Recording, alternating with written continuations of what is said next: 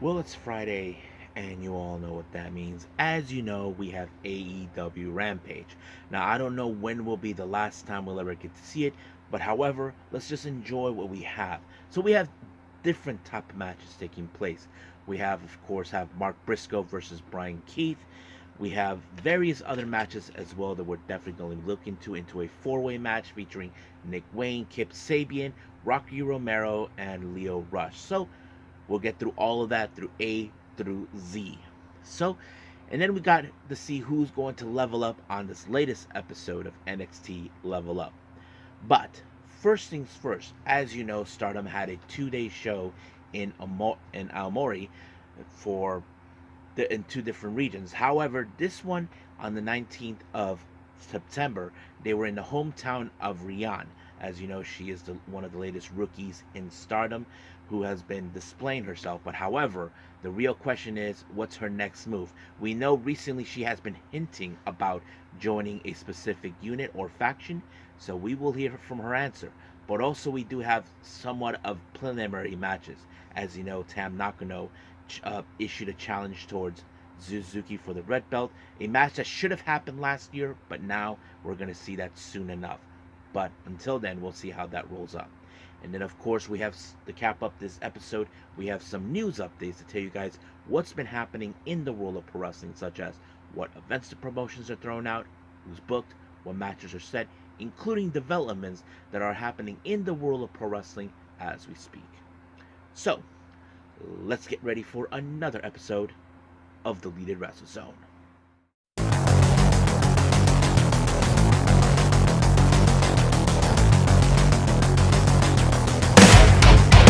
Are you ready? Get up, get up! Get up, get up! Get up, get up! Get up, get up! Get up, get up! Get up, get up! Hey everyone, welcome to the Deleted Wrestle Zone, all things that is pro wrestling with AEW, NXT, New Japan Pro Wrestling, TNA, the National Wrestling Alliance, various promotions, wrestlers, matches, and championships. I am your host, J-Rod here.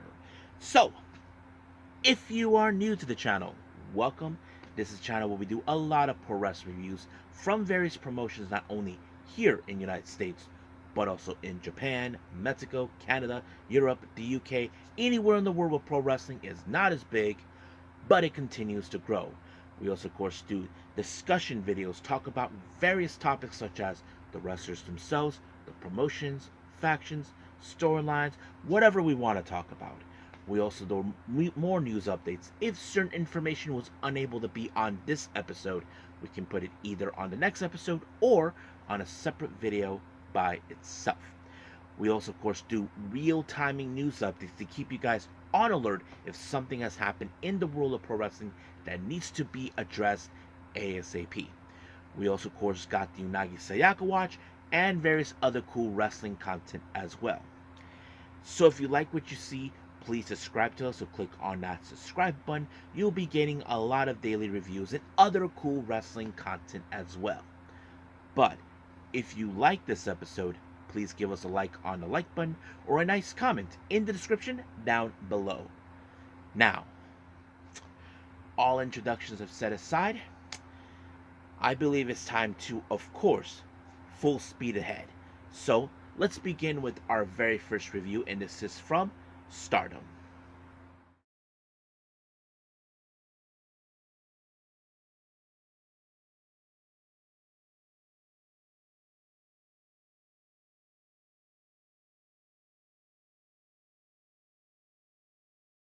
Okay, Stardom, 2 days in Aomori, and this took place on the 19th of September in Hachinohe. This is the hometown of Rian. So Rian is in the semi-main event, in case anybody asks. Now, those who aren't familiarized with Rian, she debuted in Stardom this year. She was the only one that debuted. I know there was like probably other girls that they've been training, but it seems that this one passed her protest. Now, she was the only one so far who hasn't affiliated with any faction. She recently has been, of course, teaming with various various units, and of course, there was only one particular unit that's been interested in her, and that is, of course, EXV. They've been trying to push her, but she said that she had a specific unit in mind, but we just don't know yet. But we'll get to that in a bit.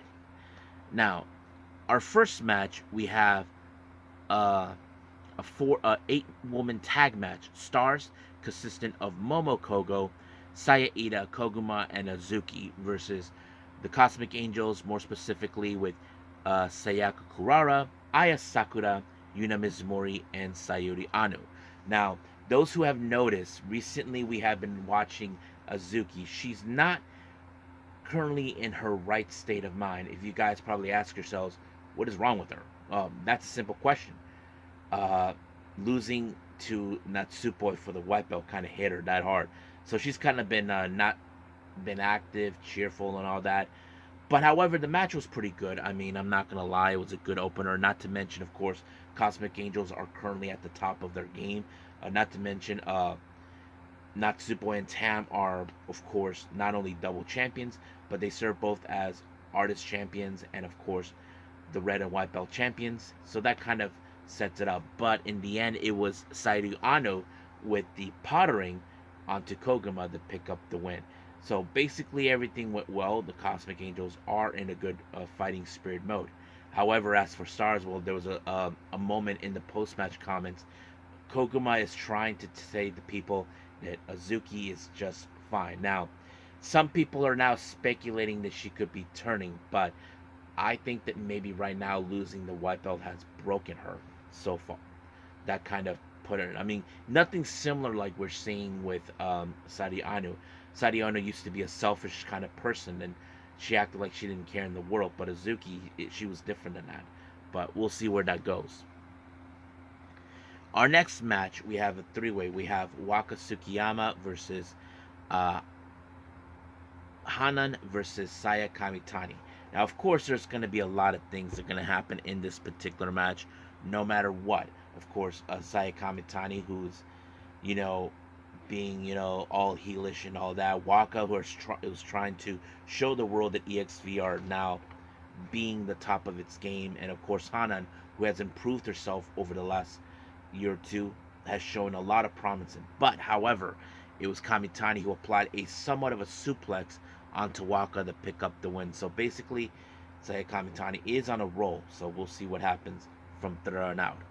Now, speaking of Waka, her teammates, EXV members Hanako, Zena, and Mina Shitakawa take on Neo Genesis, consistent of Miyu Amasaki, Azumi, and Mei Sera. Now remember, Neo Genesis have been on the roll for a while now. They has proven themselves they can coexist in great ways. Of course, we have seen EXV have been good too, but in the end, we do know Hanako does have a primary weapon. Hanako can use that submission move that Shinsuke Nakamura has shown her to use, but that took no effect because Azumi, who's a veteran, knew exactly what she needs to do. She relied on her, of course, on her speed to ensure she doesn't get trapped, but she applied the Azumi Sushi, and just like that, it was pretty much over. So Neo Genesis picked up the win. But what was funny after the match took place, instead of right away heading back to the locker room, there is a concession stand, from what I heard, that is run by Rian's father. They were catering food, and they decided to go there, and food and drinks, actually, that's what they had. So they purchased some drinks, and Mina took offense to that because, as I said, EXV are trying to reel Rian in. They're trying to tell, no, don't do that. Well, Neo just doesn't care because they're on a roll. So they bought their drinks. They didn't care what she had to say.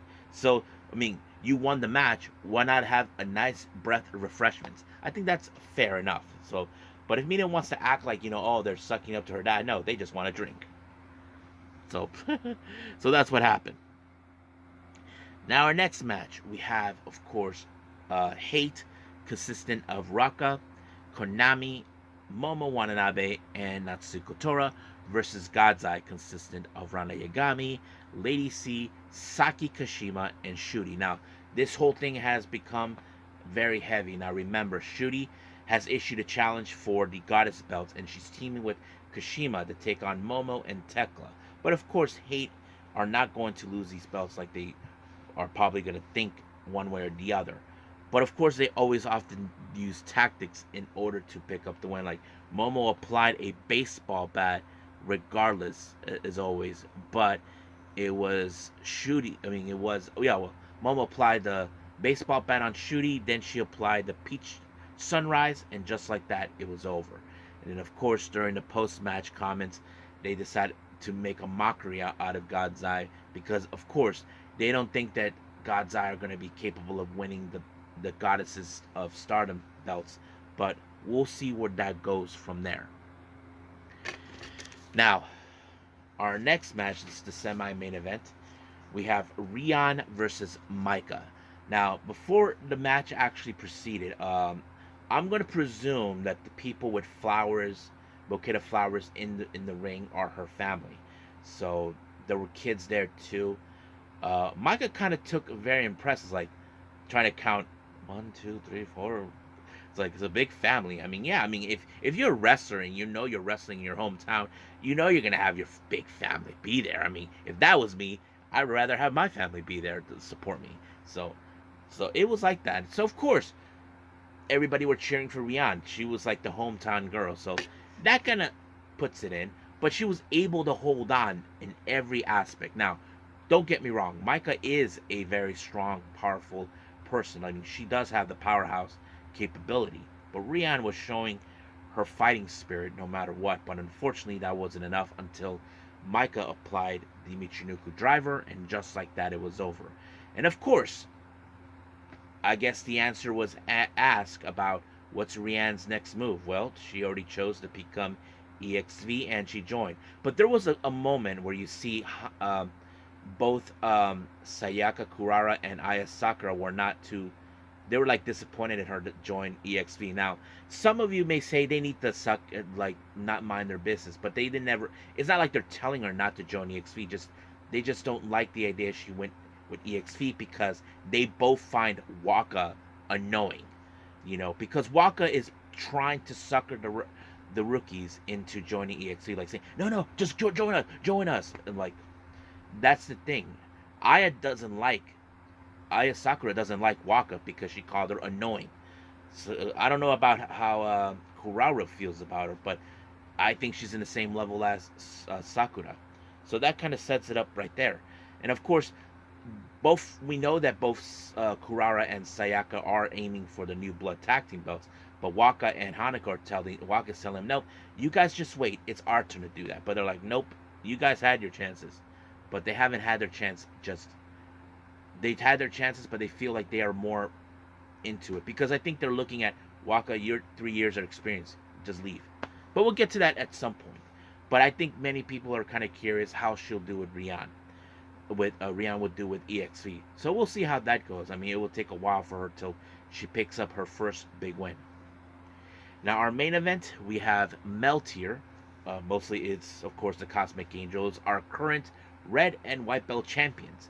Tam Nakano and Natsupoi taking on Neo Genesis, Starlight Kid, and Suzuki. Now, don't forget, in this particular prelim match, this is where, of course, Tam and Nakano will go to head-to-head for the red belt. Now, that is something we will talk about at another point. But, however, of course, there'll be some interesting moments. But like always, remember, everybody in Stardom who are against Tam and the Cosmic Angels know Tam has one weakness, and that weakness is her knee. The knee injury she obtained last year. And of course, Natsuko Tora just put a bullseye on it, like at the start of the 5-Star Grand Prix. And of course, that was going to be the play to use, but it was no luck, no matter what. And of course, Natsuko being a very supportive, knowing that, of course, Tam will be a target for her knee, and of course, try to weaken her. But Tam did not give in. She was able to apply the Tiger Suplex, and just like that, it was over. And then, of course, the promo begins. I don't know what Tam said to Zuzu, but we do know they will confront each other soon enough. But, however, things got a little more interesting. As you know, Natsupoi has been targeted now by various wrestlers who want a shot of the white belt. Just recently, we had Hanako, but there's Tekla, and then, of course, Starlight Kid now sees is in play. Now remember, Kid has been targeting the white belt before, but no luck. So we will see what happens. But sooner or later, both Natsupoi and Starlight Kid will come up front. Will it be after her match against Tekla? I don't know, but we will stay close to that as possible. But for now, but we did see, of course, everybody in the Cosmic Angels be there. Tam, Natsupoi, Mizumori, Sayuri Ano, Kurara, and Sakura. They were all there. So it was a lot of fun. So we'll see what happens from here on out. But let's move on with our next review, and that is AEW Rampage.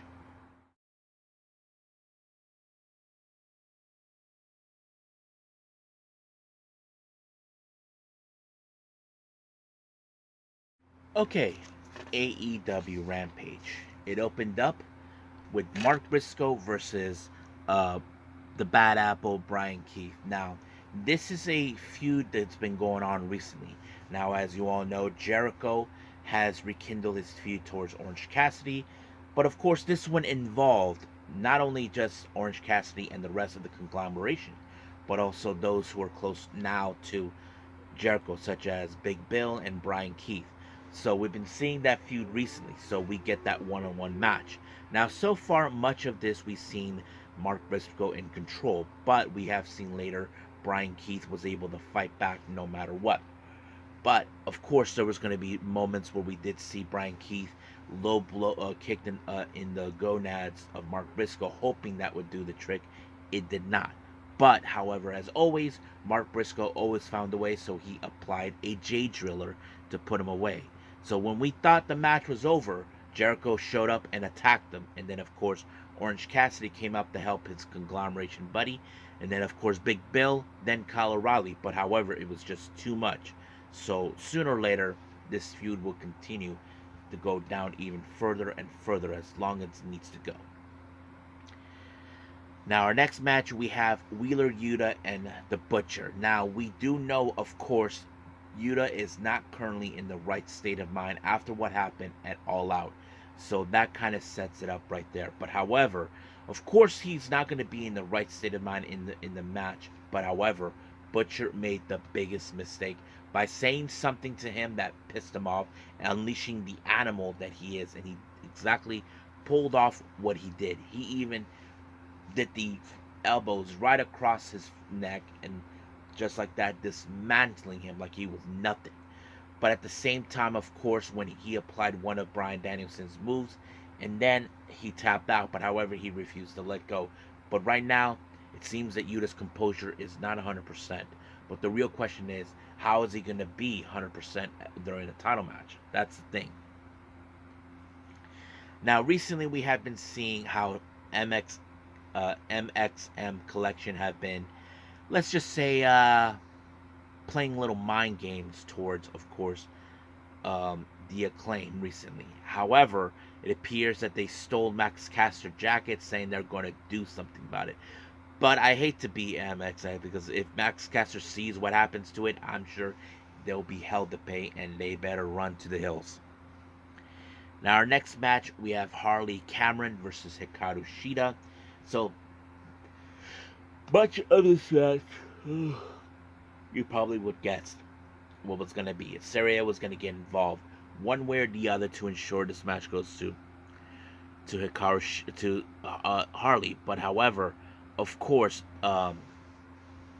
Saraya was about to use the kendo stick onto Hikaru Shida, but Jamie Hayter showed up. But because of distraction, this allowed for Hikaru Shida to apply the, of course, Falcon Arrow, allowing itself to pick up the win. But however, of course, it seems that Jamie Hayter and Hikaru Shida have found peace with each other, and of course, Saraya had just had it with Jamie Hayter, so she decided to put her in a match, but it's going to be a Saraya's Rules match. But Jamie Hayter is not too concerned about that, so seems that she has other plans, but we'll see where that leads to. Now, our next match, we have Beast Mortos and Roderick Strong taking on Joe Keys and Marcus Mathers. But as you can guess, this match ended in favors of Beast Mortos and Roderick Strong when they applied a double pinfall. Now, our next video vignette we get, of course, it seems that Diana Purrazzo has something in mind. Of course, we don't know exactly what's going to happen, but it seems that she hinted to us that she's starting a faction and turns to the one person who once helped her, and that is, of course, Taya Valkyrie. So we don't know what's going to go, but this was reported by PW Insider prior before I ever reviewed this one for all of you. So it seems that direction is going to happen, but we just don't know who will be joining them. I mean, there's a lot of potential wrestlers, but we'll see. Now, our main event is a four-way match. We have Nick Wayne, Lio Rush, Rocky Romero, and Kip Sabian. Now, of course, Kip and Nick has been going along, many times. Of course, Kip is dealing with his own problems with, about his dad, and of course, Nick Wayne and Christian, being jackasses that they are saying, who gives a shit? But of course, that was going to happen. Of course, Christian Cage, being the scumbag of the earth, a proud father of a scumbag, watches it. But this match could have won in favor of Kip Sabian, but Nick Wayne stole it from him, and then he spit on him. Sooner or later, Nick Wayne is going to have something coming, and he's going to wish he never messed with Kip Sabian, and I think Christian has to pay the price knowing he should have been nice to him. But nope, he'd rather be a jackass about it. But we'll see what happens until then. But for now, we'll just wait and see what's going to happen next week, and of course on Collision. But for now, let's move on with our last and final review, and that is, of course, NXT Level Up.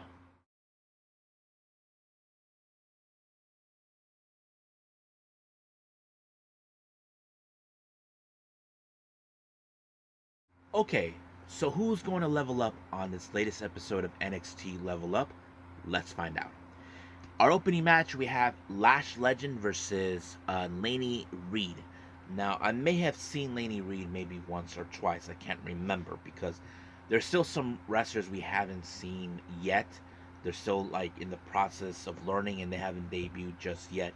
So we're probably going to see that a little more. But of course, with this match, you would think Lash Legend had it right there. And she did. She picked up the win by pinfall, and just like that, it was completely over. Now I head to the next match. Sarah conducted an interview with Callie Armstrong, who is brand new. She faces against Brinley Reese, who is a bit more experienced than her. So that kind of sets it up right there for all of us. Now we move into the match. Not bad, not to be honest with you, because these are two wrestlers that, of course, we're not seeing the much experienced ones like Lash Legend, but Brinley Reese, not that far along, like somewhere between, like after Lash Legend, that sort of thing. But Brinley Reese did pick up a good win when she applied a somewhat of a cutter coming off like you're about to do a Death Valley driver, but it worked in her favor and she picked up a pretty good win. So we'll see where that leads with those two. Now, before our main event, James Cutler James, on the other hand, wanted to talk to his tag team partner that he had teamed up a week ago.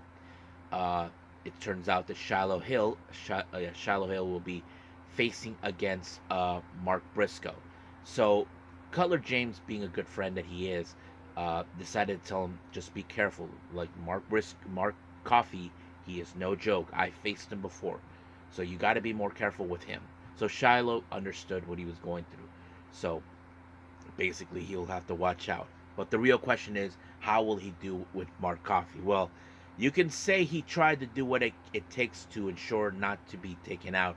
But unfortunately, that did not do any favors for him because he used like a somewhat of a forearm on him and pinned him. But later on, we did see Shiloh Hill's tooth is missing, so it just flew off of him. Like, holy cow! And you can see it, you can clear it, and there's a photo still somewhere on social media where you can see it. I'm like, oh my god!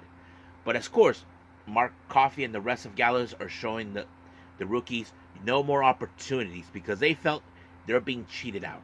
But we'll see what happens. But for now, we'll end things here with NXT Level Up and move on with our last and final thing, news updates.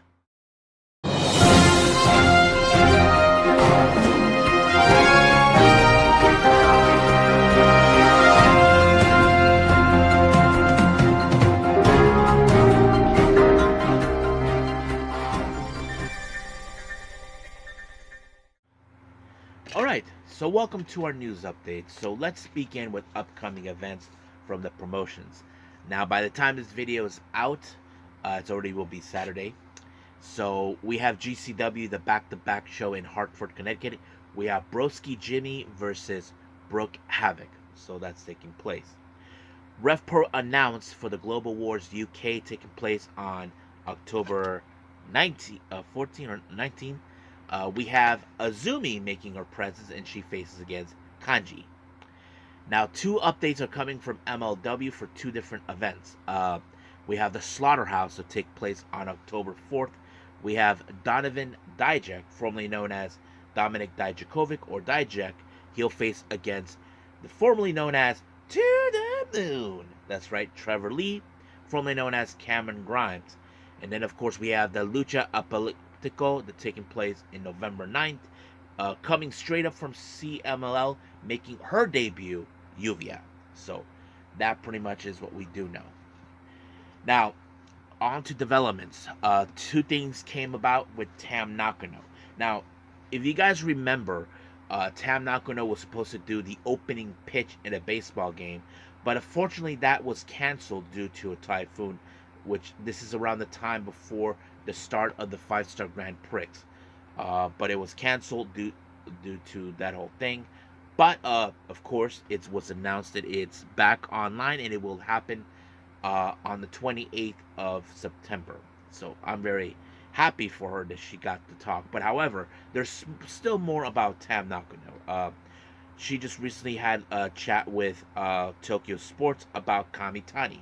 Now, those who don't know this, Saya Kamitani used to be Tam Nakano's student until she ended up with Queen's Quest, and of course, we all know where she's at. And this is what she talked about. Tam Nakano tells Tokyo Sports that she wants to wake up Saya Kamitani in their upcoming Artists of Stardom Championship match on Sunday. The World of Championship adds that she wants to hold up to the promise last year to Kamitani, as she wants to defend the championship against the Phoenix Queen. It feels like a Stardom Dream Queendom main event to me. So basically, it's like they're saying is this: they're gonna face each other for the artist belt. But as you all know, last year Kamitani got injured. Now there were reports were saying that Kamitani was supposed to win the 5-Star Grand Prix, but she got injured. So most likely we could see something like that at some point, but we just don't know. But we'll stay close to that when we get that. When we see the Artists Championship match taking place, then we will know. And I believe that's going to happen this coming Sunday, I believe.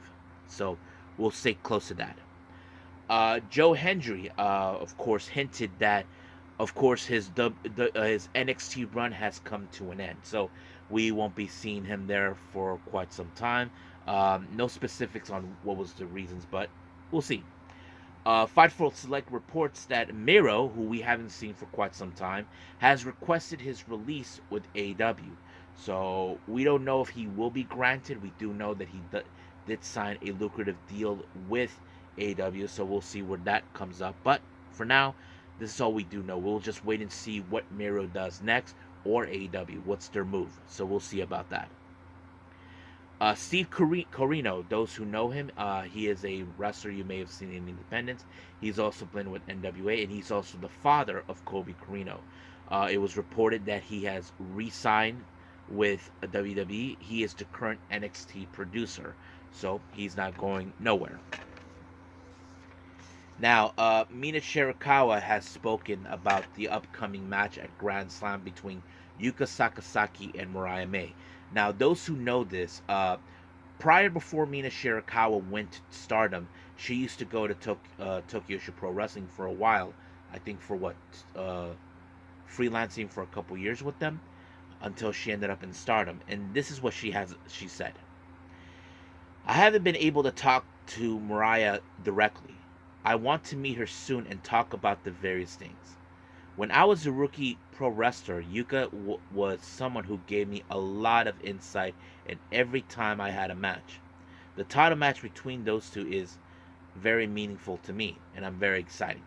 So basically, there's a lot of things she will discuss with Mariah May, but she owed a lot to Yuka for teaching her a few things, and I'm sure that's going to be a little thing that I'm not sure that's going to be a part of the storyline, but we'll see.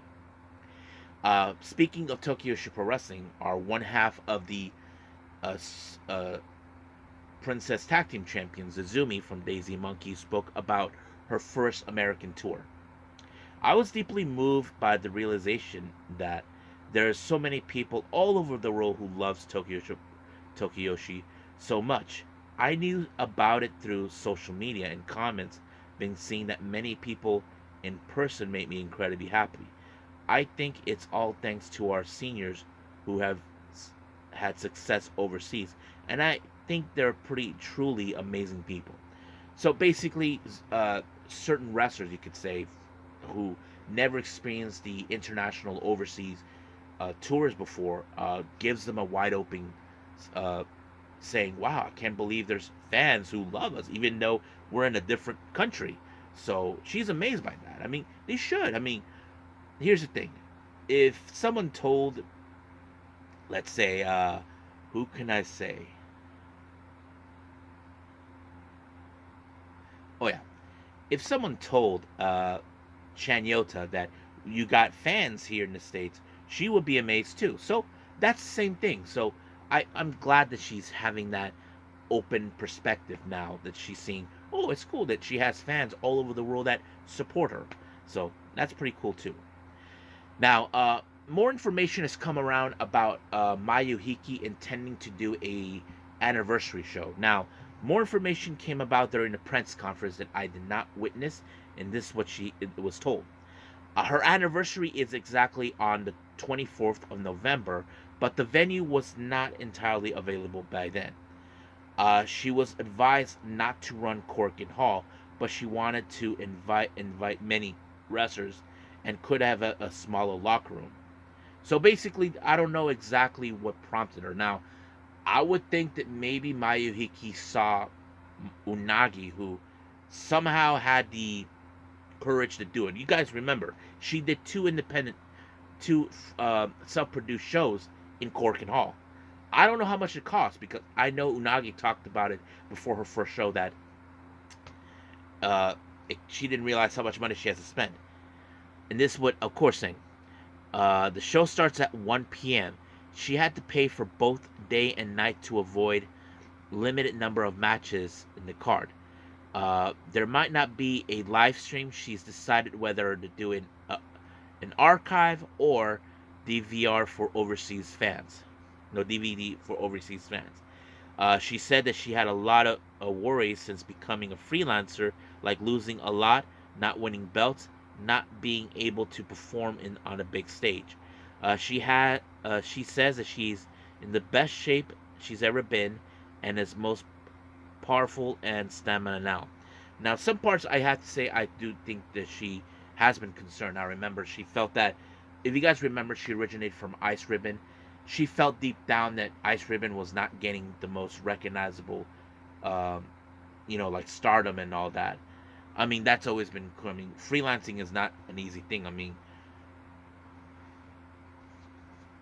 I don't know how you guys do how they do it, but it would make sense. But we'll see how things will go.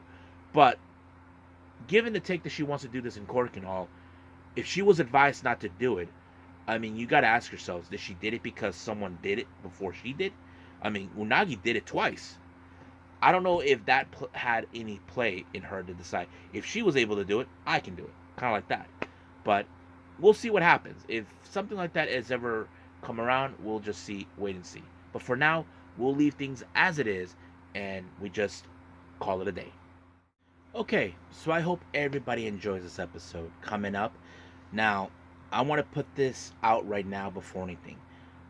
They won't, as you all know, I released the next video on the following day. So basically, this will be released on a Saturday. But everything I do, like on a Saturday to review, won't release it until Sunday. However, that will not happen. The reason is behind that. I will be heading to, of course, to a wrestling show, and many of you guys know this or not. West Coast Pro will be here in my hometown in San Diego, California. Now, this was brooding for a while now when I heard that when TwitchCon is fact coming here, so so did West Coast Pro. So luckily, I was able to get my ticket. I'm gonna go, and I learned a lot of things. The venue is gonna be at the Primal Compound, which is a wrestling school by Primal Pro Wrestling. I know the founder himself. His name is J2 or Juan Marioli. I met him a couple years ago when he was wrestling with Level Up. Learned from them. It was a wrestling school as well. Haven't talked to him like after like before the pandemic. We kind of, well, I haven't seen him in person. We have kept in touch, but we lost track. I mean, because things have changed. Things have a lot of happened and Level Up and all that. But I'm happy that he started a new school, and I just got in touch with them, and I'll be doing a video for all of you guys. The another DWZ at the wrestling events. Now, I'm currently debating about GCW because I heard that they will have their same show on the same venue at the Primal Compound. So I'll see what I can do. I'm gonna ask questions about that. But until then, there'll be no new episode release on Sunday. But I will be doing some reviews before anything else. But for now, we'll just leave things as it is. So until then, I will see you guys on the next episode. So I must bid all of you adieu. So goodbye. Mwah. And have a nice day. Bang.